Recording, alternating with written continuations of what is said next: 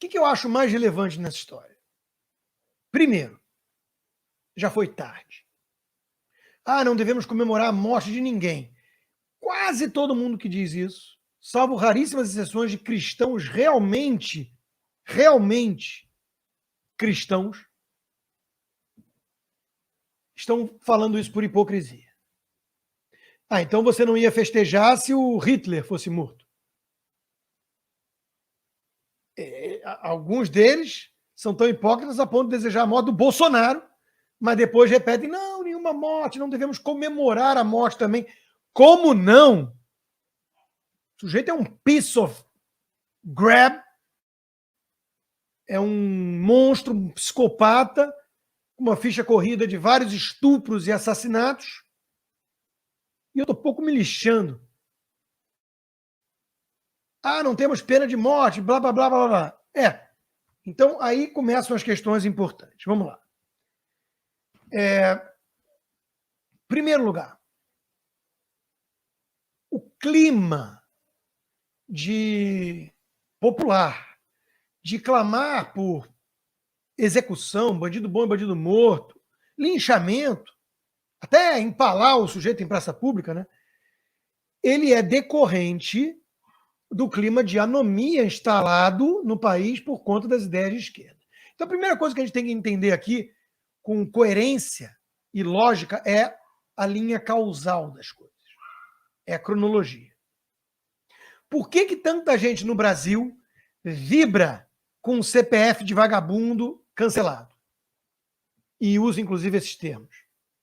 Porque temos 60 mil homicídios por ano, turma dos direitos humanos que só pensa em bandido, instituições que protegem esses bandidos, discurso de esquerda que passa pano para bandido, quanto pior, para eles melhor, já viu até o Stalin aí, né, Che Guevara e tantos outros psicopatas, que culpam o sistema capitalista, invertem quem é algoz e vítima na história. O problema é o cara ser rico, o problema é o cara ter o Rolex, mas também ele tinha uma Mercedes num país tão desigual, como se ele não tivesse direito de ganhar o dinheiro por conta do seu próprio trabalho e empreendedorismo e usufruir disso.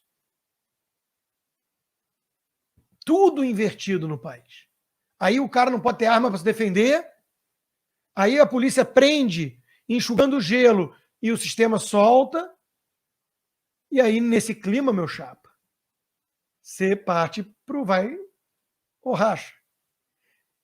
A gente tem o Estado como função principal para garantir a nossa proteção, a nossa segurança, segurança da nossa propriedade. Obrigado, Yuri. E você também tem a institucionalização do desejo de vingança ou justiça. Ou justiça. Lei do talião. Toma lá da cá. Tit for tat. Olho por olho, dente por dente. Então, as sociedades mais civilizadas foram institucionalizando esse clamor legítimo, popular, atávico até, por meio de instituições estatais, que tem um julgamento, indúbio pro réu, freios e contrapesos, júri popular, várias instâncias. Você vai criando mecanismos para poder dar transparência, para poder dar respostas à sociedade. Primeiro, o caráter punitivo. O sujeito é um elemento que não pode conviver em sociedade. Por quê? Porque ele roubou, porque ele matou, porque ele estuprou. Caráter punitivo, caráter de proteção da sociedade, afastá-lo do convívio social. E, no final da história, se tiver, para alguns casos, o poder de ressocialização. Vamos fazer ele se arrepender e voltar, então, para o convívio da sociedade, dependendo do crime. No Brasil está tudo errado. Obrigado, Edson. No Brasil, o cara mata, só pode pegar 30 anos, aí sai com 1/6 da pena, aí tem saidinha de Natal, de Dia dos Pais, mesmo se matou o próprio pai. Tudo errado. Então, nesse ambiente, nesse contexto, é absolutamente compreensível que o seu Zé, a Dona Maria, o povo, queira repetir a história de CPF cancelado. Já foi tarde e dane-se. Porque o povo, via de regra, está priorizando as vítimas. As vítimas de verdade. Uma menina estuprada por um monstro desses. A direita tem empatia por essas pessoas. Coloca-se no lugar delas. A esquerda, via de regra, se coloca no lugar do monstro, do marginal, do traficante, do ladrão, até do estuprador. Então, aí vem um outro ponto, além de um clamor legítimo, portanto. Mais que óbvio que flerta com a barbárie. Imagina se ele fosse empalado em praça pública. Imagina se cortasse a cabeça e ela fosse exposta no palácio do governo. Tudo isso seria muito Game of Thrones, muito medieval, bárbaro. Então, é óbvio que nós não desejamos o regresso à lei de Italião, a barbárie.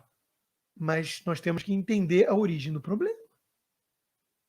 Porque o discursinho da esquerda na mídia é: não, mas será que precisava de tanta letalidade?